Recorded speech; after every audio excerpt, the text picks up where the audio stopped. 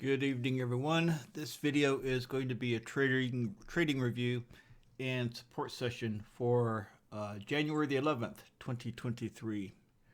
So let's get through some of the trading. I'll try to kind of note some of the changes also in the color schemes that we're doing. So we played with this in yesterday's session after we'd done trading. And really, the only change that we ended up doing, basically, we were playing with the expansion color, because this is the EMA band down here, when the EMA band was also this green, bright green color, then you would not be able to see the expansion at all. You could hear it because of the audio alert that it has, but you couldn't see it. And that bothered me a little bit. So we played with all sorts of colors, and the dark blue showed up nicely if it was in the EMA band, but that's actually a rare condition, and not necessarily, it's not really a trading signal either. It's information. So and we tried to make that blue lighter, and nothing for me ended up really popping as well as this original green. So I had the bright idea. I'll just go ahead and changing the EMA band color.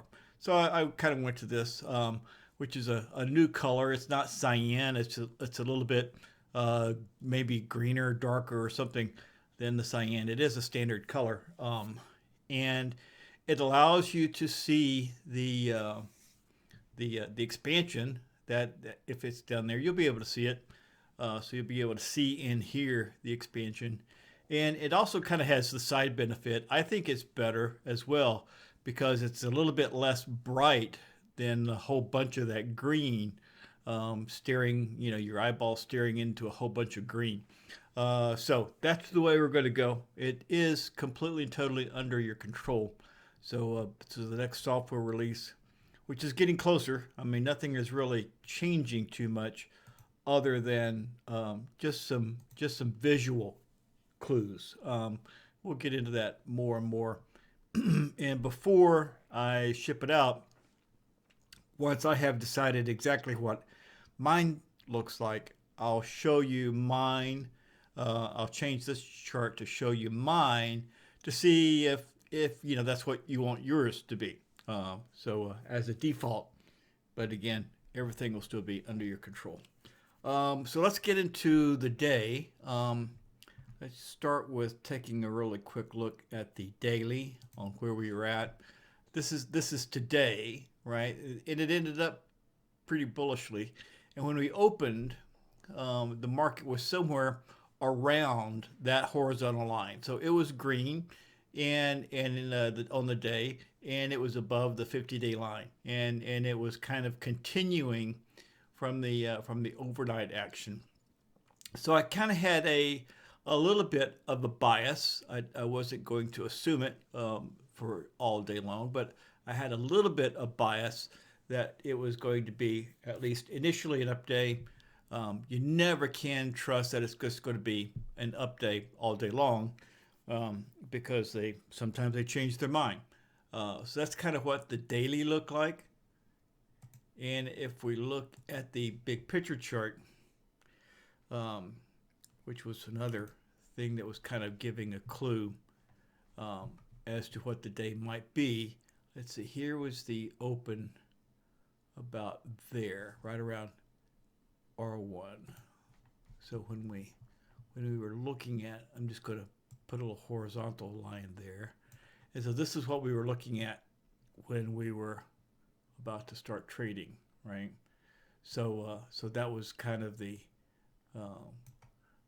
trend line, if you will, trend line of the lows that we were looking at, which contributed to my positive kind of attitude about what the market was doing.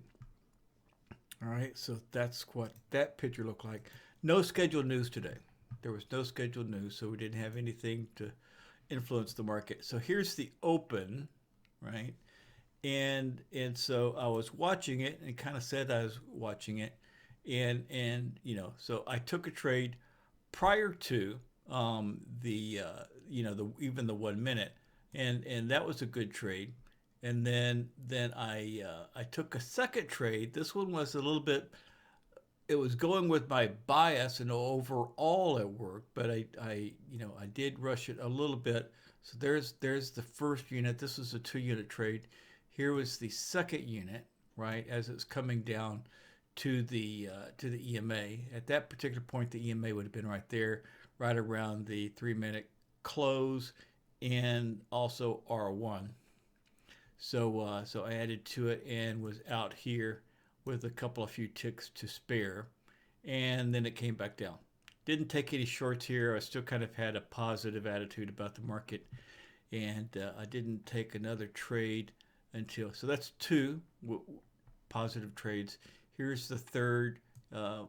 Maybe should have gotten in a little bit sooner. Around here would have been probably a little bit better. But anyway, I was out here on the third trade, and it's about the 6:35 kind of time frame. So let me walk over. I think I took at least one more trade here.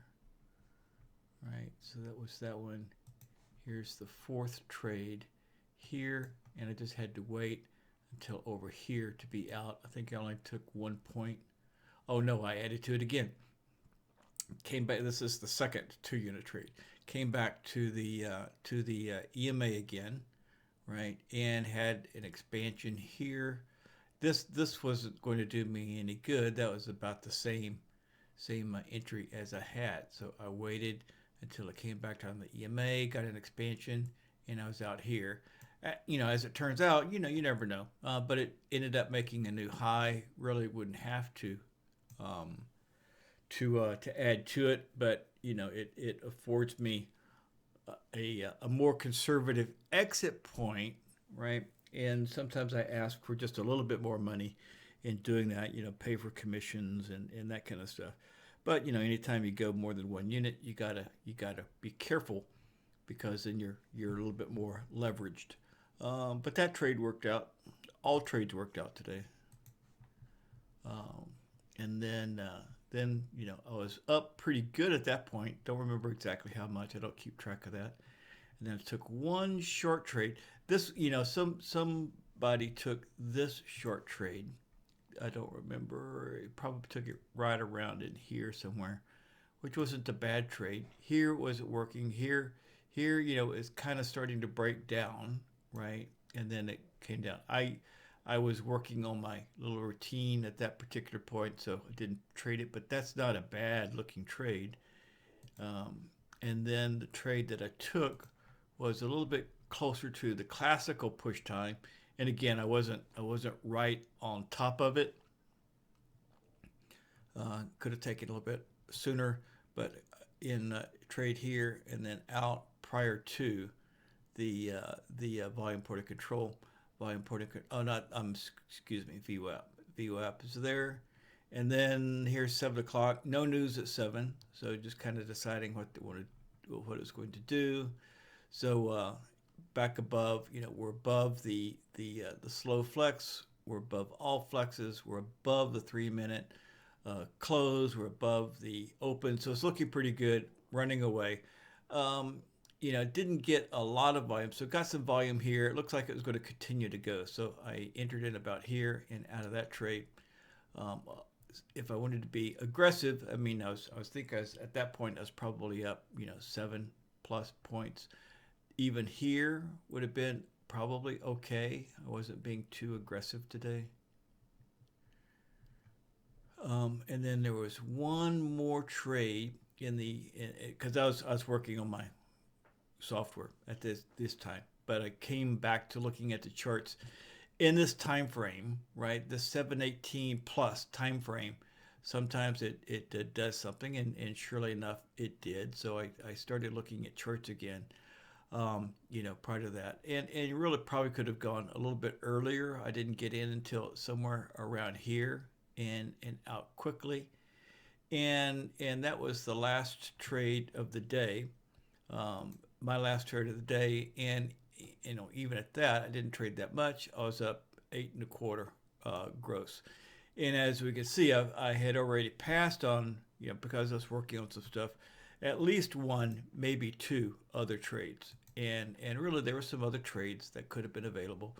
Here again, we're running away from the EMA and the 3 minute close again, right? And that one could have worked, and then it pulled back, and then you got to kind of question about how aggressive you want to be, but you are pretty much. I mean, you're under everything except the 25% upper line and the 5 minute moving average. So as you can see here, it's trying to hold. And so you could have, when it started to go down, you wouldn't necessarily want to trade right into the VWAP, even though it would have worked, right? And it came back down. So there's probably at least three trades already that I didn't take because I had the money and I had already run to the bank. Here's a pretty good one. This is probably even a better one than all the others because now we're even below the 5 minute moving average, right? And we just had to be careful about the 2x200, right? And down it came. So what is that? 4 additional trades that could have been taken. I don't see anything great in here. Here's another area, right? Breaking, it's continuing to go. Expansions from this base area around the minute average. It's got some stuff to go through, but here it's breaking through everything now, and so that could have been a trade. Was that another 6? So it could have been a 13, 14 point kind of day, and then now we're into 8:30, and didn't look. And there were trades available in the afternoon as well as I was looking back because it ended up being a pretty healthy update. So there were trades available. Just trying to get the charts to be as visible as possible. I don't usually trade too much. Thinking about that, but anyway, don't want to trade too much, but because it gets boring waiting for the best of the best of the best trades, especially when the market has started to kind of slow down. So that's kind of a quick shot at kind of the changes that are coming up from a color perspective in the next release, and I'll continue to work on what I think I'm going to have my chart look like from a visibility standpoint. And I'll let you guys see that, and I'll let you vote on what you want the default to be. So you don't have to change as much from there. It'll be relatively easy to change because again, like some of these, just go over that real quick. I mean, so some of these things are in their own separate indicators now, which makes it a little bit easier. So the EMA band is in its own indicator. If you don't like it, turn it off or remove it. Fast and slow zone shade. If you don't like it, turn it off. Let's see. I don't even have that visual trend. I can't remember exactly what it's called. I don't even have it on there. I certainly am not putting that on there. By the time that is extremely visible, then it may already be a little bit too late. So some of these things will be fairly easy for you to add, subtract, modify, etc. All right, so that's kind of a quick overview of the day. Any questions on that? Okay, hang on. You were just waiting for me to open it up to questions because that's a long question. I may have talked about this a little bit.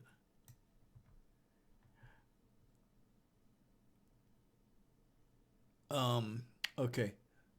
Yeah. Okay. So the information I have, and I'll go back and I'll research it more. Certainly on the CPIs and the employment kind of things, the news that are released at 5:30, they're increasing margins, which is perfectly fine, and they should. And we should try to not trade during those times. Same for the FOMC announcements as well. It's just a matter of on the FOMC things, when are they going to engage it? I mean, all day long just doesn't make any sense even for them, because if they're going to jack the margins up on FOMC day and um, the the meeting minutes days, I mean, it's going to be another off day. I mean, I'm not gonna trade those days. Um, so let me see. So let me I pulled up the email, and let's see if we can see CPI, PPI, FOMC meeting. Um, so that's it doesn't say meeting minutes, so it's the FOMC announcement. Um,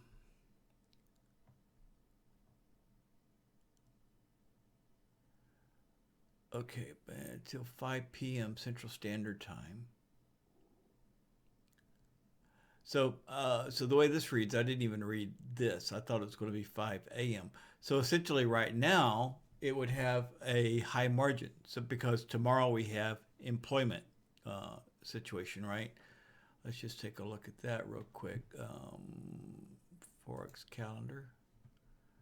Tomorrow is Thursday. So we have, this isn't non-farm payroll, but it is CPI. We got multiple different um, employment kind of thing. So this is just unemployment claim, but not non-farm payroll. So, but we do have CPI data, and so that would imply, oops, that since CPI is tomorrow morning, that even right now until after the news announced, is going to be high margins. I don't really have a problem with that. Um, but this is kind of weird. If it's going to affect the margins basically on FOMC day, right? Then that's kind of, it's overkill. Let's put it that way. Economic news releases, producer price index, employment. So at least it's giving us an FOMC meeting, right? And it's all 11 Pacific Standard Time. I don't know. I think they need to, I think it's overkill if they make the whole day. I mean, because we've never seen it to be extremely volatile for the whole day on the FOMC release. A couple hours ahead of time, perfectly fine with me. So I think they need to clarify that. So right now, I don't have any more information than what we just discussed. So we'll all have to remind each other. Well, I'm never trading at at 5:30 Pacific Standard Time, anyway. So that one doesn't bother me a bit. It's the FOMC day, and if we have to take another day off every 6 weeks, then so be it. But those are going to be days that AMP doesn't make any money. I mean, because they're not going to get any commissions on those trading days if that turns out to be the case.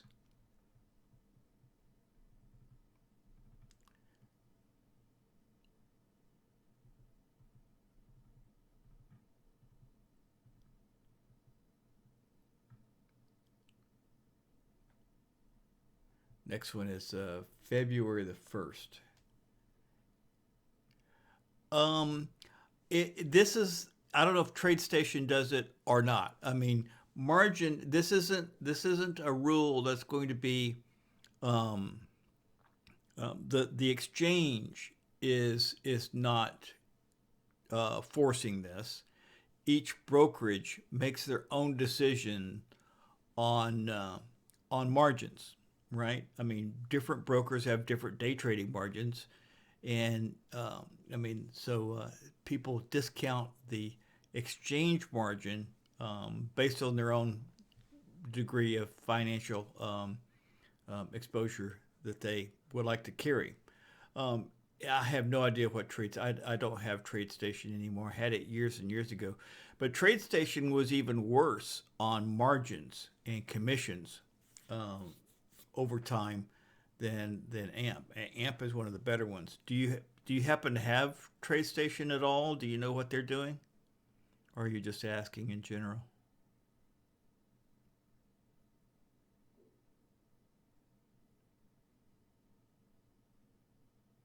No. Okay. If I'm sure they're not going to be um, better margin than AMP. AMP is one of the more aggressive ones than in terms of margins.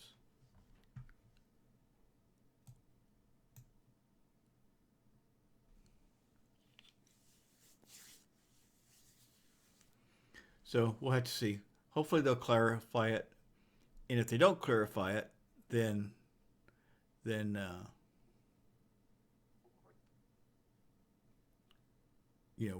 well before February the 1st, then then I'll send them a note or something to see if they can clarify it for us.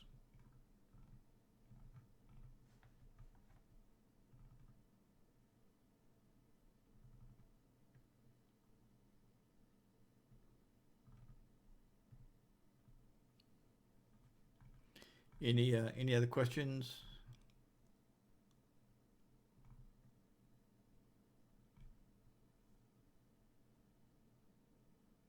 You can. I mean, I haven't called them in a while. You certainly can call them. I mean, the trade desk is sometimes pretty um, difficult to get a hold of. It might be best if you want to call them, give them a call. Maybe call them before the market opens or after the market closes, right? Like either before the market opens or a little not too long after the market closes because I'm sure their personnel kind of is thinner. They're pretty busy during trading time.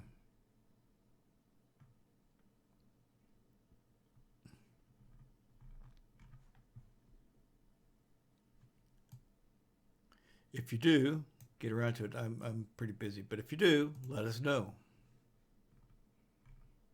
But one way or another, we'll get it clarified before February the 1st.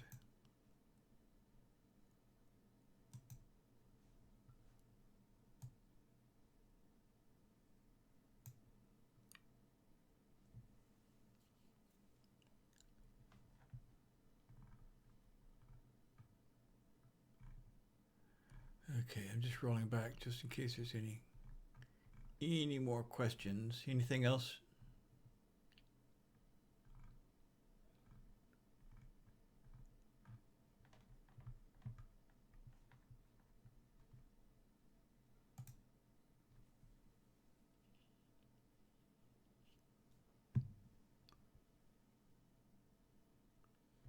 Okay. All right. Have a great evening, and we will see you again soon.